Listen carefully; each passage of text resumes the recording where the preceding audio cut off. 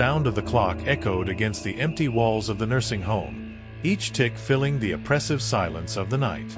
The wind howled outside, whistling through the windows, but inside, everything seemed frozen in time. Alice, a young caregiver on the night shift, sat in the small break room, her tired eyes focused on a cell phone screen that barely distracted her from the growing unease in her chest. It was her fourth consecutive night working, and each one seemed longer than the last.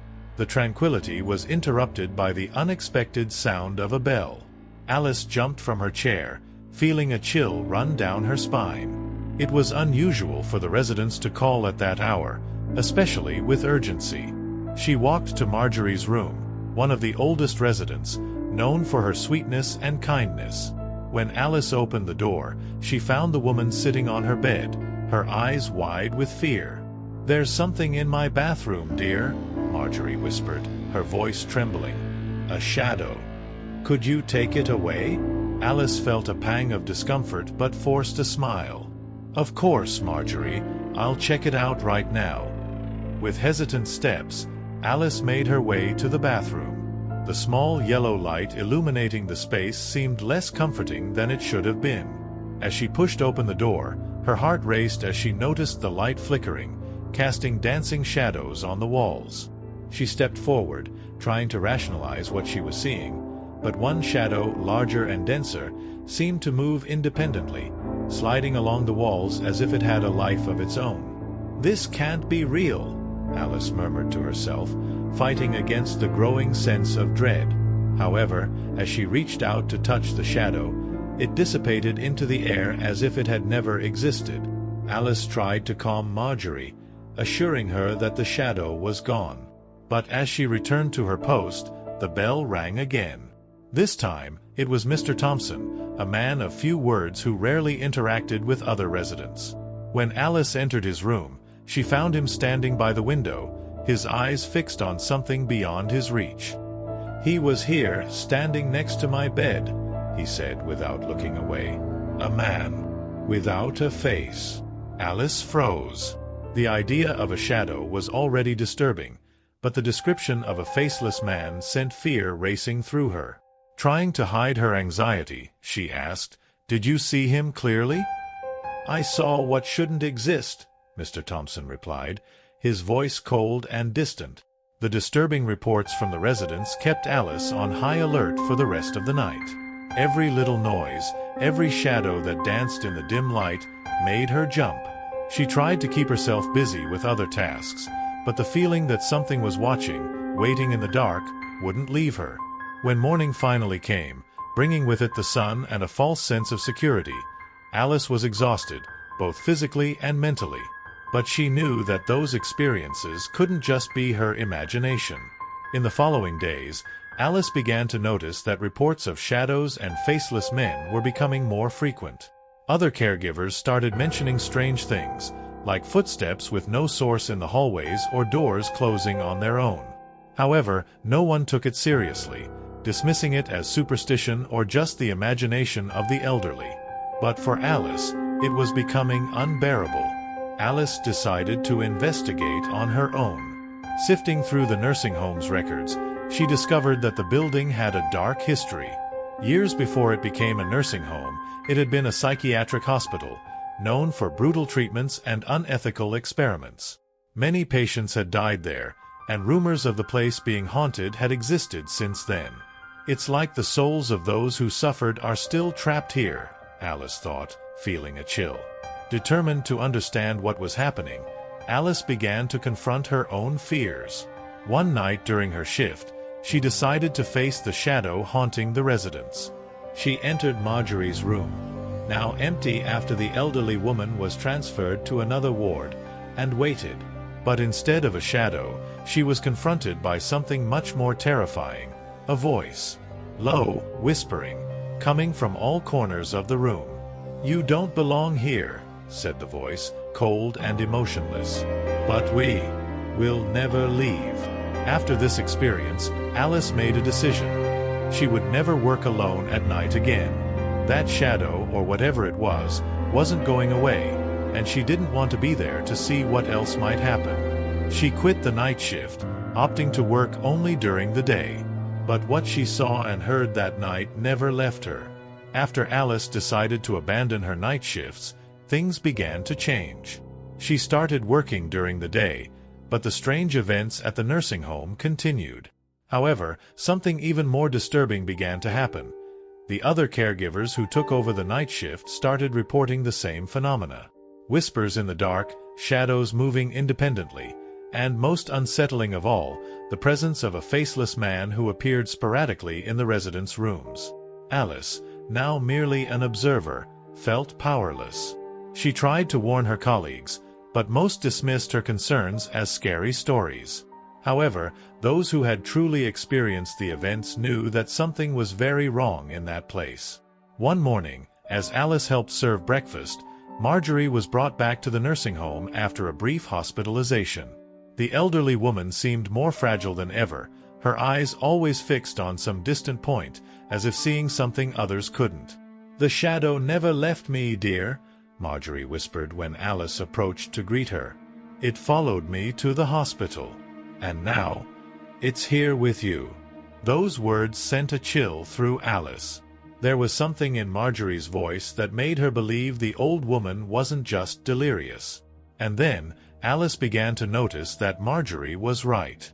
Small signs, a furtive movement in her peripheral vision, an inexplicable noise, began to haunt her even during the day. Then, the inevitable happened. One of the night caregivers, Sarah, didn't show up for work one day. Initially, the supervisors thought she was sick or had missed work without notifying them. However, as hours passed and no one could reach her, concerns grew. Alice, who had developed a friendship with Sarah, decided to go to her apartment to check on her. When she arrived, she found the door ajar, and a heavy silence filled the air. Inside, the apartment was in order, except for one disturbing detail. Sarah's phone was on the living room table, with a missed call from Alice displayed on the screen.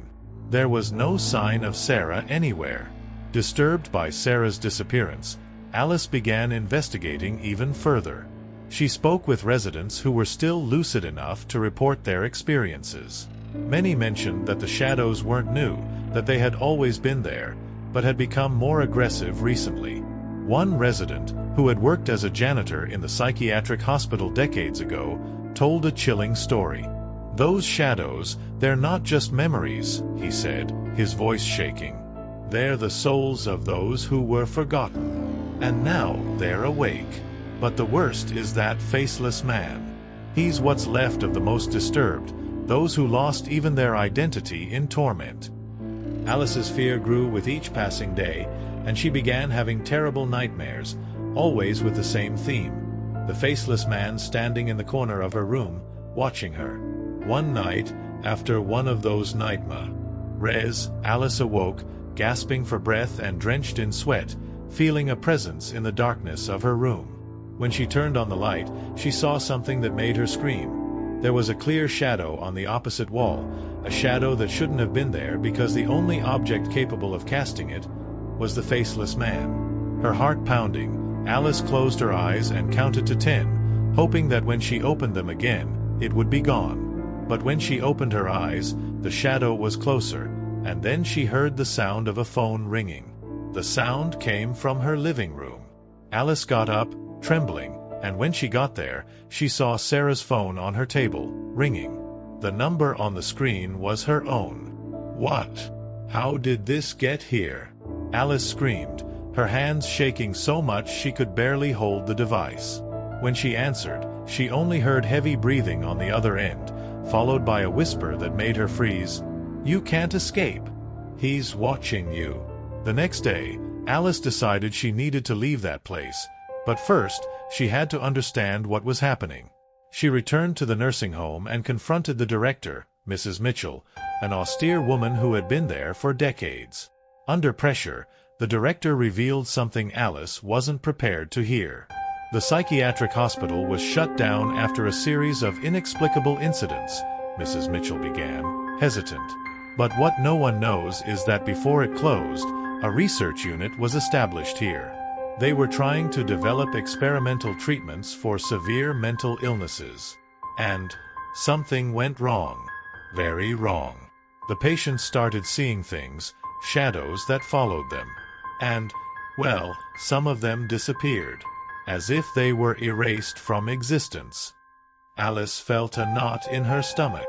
The shadows, the faceless man, the disappearances, everything was connected to that dark history. And now, it was back, stronger than ever. Determined to end it once and for all, Alice began planning a way to confront the entities haunting the nursing home. She knew she couldn't do it alone, so she recruited some of the more skeptical caregivers, telling them everything she had discovered. Despite initial reluctance, the fear of recent disappearances and supernatural events convinced them to help. They decided the only way to deal with it was to face the entity directly in the place where the experiments had occurred, the old basement, now sealed and forgotten. Alice knew it would be dangerous, but she felt she had no choice. That night, Alice and the other caregivers descended into the basement of the old hospital. The place was covered in dust and cobwebs, and the air was thick and suffocating. As they advanced, the feeling of being watched grew stronger. And then, when they reached the main room, they saw something they would never forget. The faceless man was there, in the center of the room, surrounded by shadows that seemed to whisper around him. But the most terrifying thing was that, around him, were the bodies of the caregivers who had disappeared, including Sarah. They were there, but in a distorted way, like shadows of themselves, frozen in eternal torment. Alice felt panic rise within her, but she knew she had to be strong. She stepped forward, trying to use what she knew about the hospital and the experiments to contain the entity, but the shadow advanced, enveloping her. Alice knew this was her last chance. She had to choose: try to destroy the entity, risking her own life and possibly everyone else's, or sacrifice herself so the shadows and the faceless man would take her, sparing the others. In a moment of clarity, she remembered Mrs. Mitchell's words. The patients who disappeared seemed to have been erased from existence. Alice understood that if she were taken, maybe the shadows would go away with her. With tears in her eyes, Alice shouted to the others, "Go! Get out of here now!" And then, without waiting for a response, she moved towards the shadow. The last thing she heard was the sound of footsteps running up the stairs as the shadows completely enveloped her. The others ran up the stairs, breathless and desperate, but when they reached the top, something was different. The air seemed lighter, the environment less oppressive. They looked at each other, confused and incredulous, trying to understand what had happened. Alice was no longer with them, and the basement behind them now seemed just an empty space, devoid of the shadows and the terrifying presence of the faceless man. But something was undeniable. The feeling of danger had disappeared. Whatever was haunting the nursing home seemed to have been taken away with Alice. However, the sense of relief was quickly replaced by deep sadness and guilt. They knew Alice had sacrificed herself to save them. The following morning, when the day shift team arrived, the story of what had happened during the night quickly spread. Mrs. Mitchell was called in, and after hearing the caregiver's account, she ordered an immediate search for Alice. But she was gone. There was no sign of her anywhere in the home, and all efforts to locate her outside the facility were futile. With no alternative, the administration decided to close the internal investigations, claiming that Alice had abandoned her job, a story that no one truly believed. The caregivers who had participated in that night's event were instructed not to speak of what had happened, and the incident was swept under the rug. Days passed, and the nursing home returned to an apparent normalcy. The shadows and the faceless man were no longer seen, and the atmosphere in the place improved considerably. However, those who knew the truth could not simply forget. The memories of that night remained vivid, especially for the caregivers who had been in the basement with Alice. The guilt over Alice's disappearance weighed on them, and each day, the feeling that something was still wrong tormented them. They began to wonder if Alice's sacrifice had truly ended the supernatural events or if it had merely provided a temporary reprieve. A month after Alice's disappearance, one of the caregivers, John, received a message on his phone during the night. The number was unknown, but the message was clear: "Help me." John's heart raced. He recognized the tone, the choice of words, It was Alice. But how was that possible? He immediately tried to respond, but the message failed to deliver. In a panic, he called the number, but the call went straight to voicemail. Unsure of what to do, John decided to go to the nursing home that same night to investigate. When he arrived, he found Mrs. Mitchell still working late into the night. Without wasting time, he told her about the message he had received. The director, initially skeptical, realized that the situation required immediate attention. They descended into the basement together, armed only with flashlights and the courage they had left. The basement was as they had left it the last time: cold, dark, and seemingly empty. However, when they shone their lights on the far wall, they noticed something that hadn't been there before: a door. An old, worn door that seemed to have been revealed by some kind of magic or spell after the confrontation with the entity. "That door shouldn't be here," Mrs. Mitchell whispered, feeling a shiver run down her spine. John, without hesitation, turned the handle. The door creaked open, revealing a long corridor dimly lit by a flickering light. At the end of the corridor, a large room seemed to be waiting for them. They advanced cautiously, and upon entering the room, they were met with a sight that left them speechless. In the center of the room, surrounded by strange symbols drawn on the floor, was a chair. Sitting in it was Alice, but something was wrong. She was pale, almost translucent, and her eyes, once full of life, were glassy, as if she were trapped between two worlds. "Alice!" John ran to her, but when he tried to touch her, his hand passed through her body as if it were an illusion. "What's happening here?" Alice slowly lifted her gaze, and her voice sounded like a distant echo. "They trapped me here. I'm between two worlds, but they need more to fully escape." John and Mrs. Mitchell exchanged horrified looks.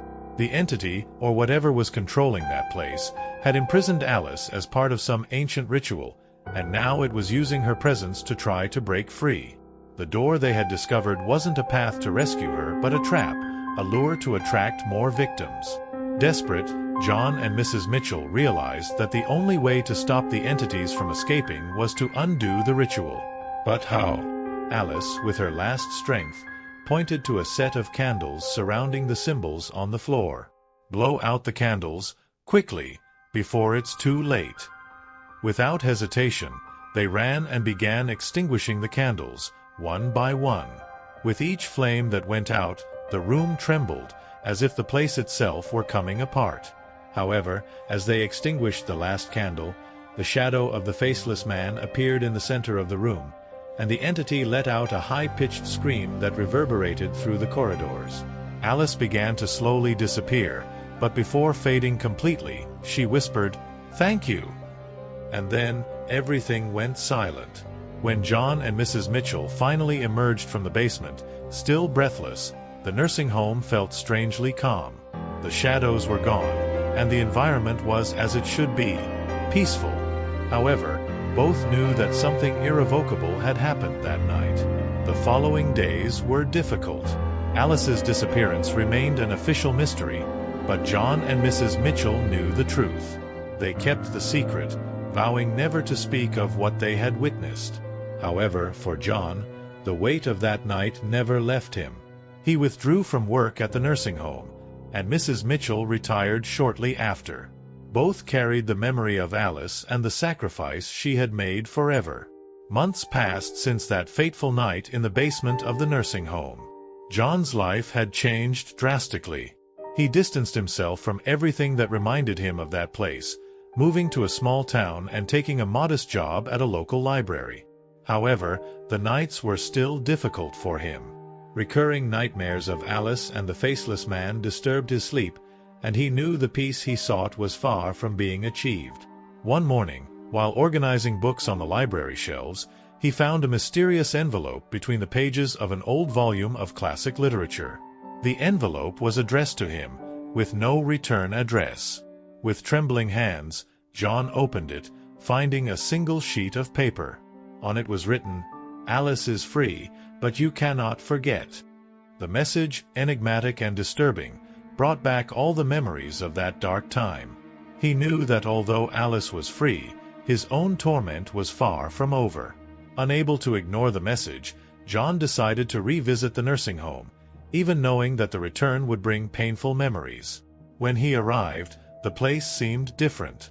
There was an unsettling calm, as if the building had finally rested after years of torment. He found Mrs. Mitchell, who now spent her days in the small town, living a quiet and reclusive life. When she saw him, her eyes filled with sadness and understanding.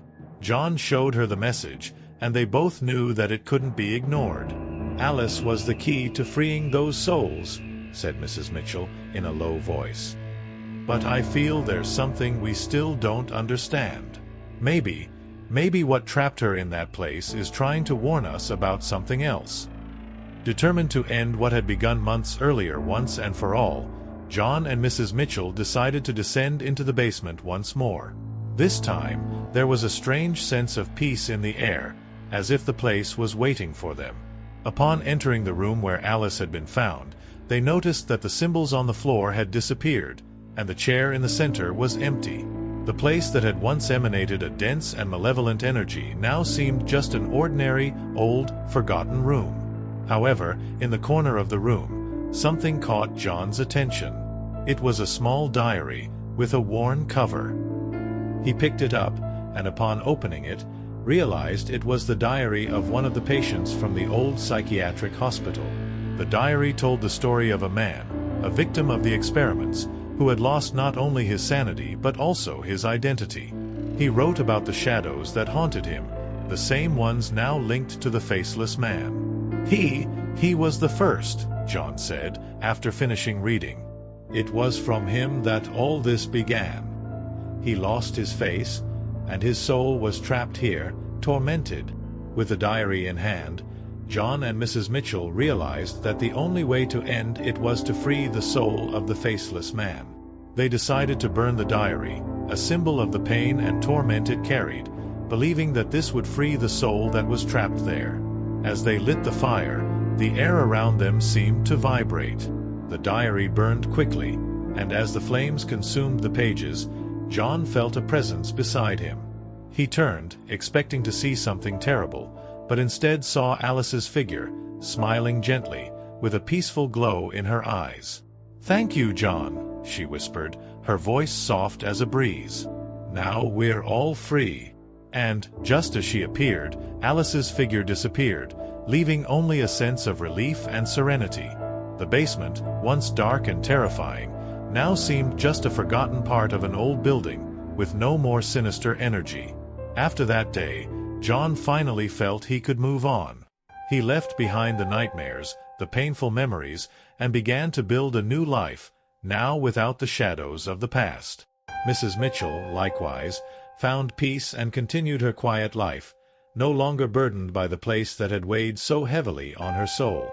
The nursing home continued to operate, but reports of shadows and faceless men never occurred again. The building seemed to have finally found rest, and with it, the souls that were once trapped. The story of Alice and the nursing home became a local legend, something people whispered about in hushed conversations but never truly believed. John, however, knew the truth. And although the weight of those events still lived in some corner of his mind, he knew that Alice's sacrifice had brought peace, not only to the souls of the home but also to himself. And so, as he looked out over the horizon of his new town, John finally allowed himself to smile, knowing that he had helped close a cycle of pain that had lasted far too long. If you enjoyed this thrilling story and want to hear more incredible tales like this one, don't forget to subscribe to our channel and share with your friends. We have many other adventures that will tug at your emotions and challenge your imagination. Don't miss the upcoming stories. Join our community of explorers of mysteries and emotions. See you next time.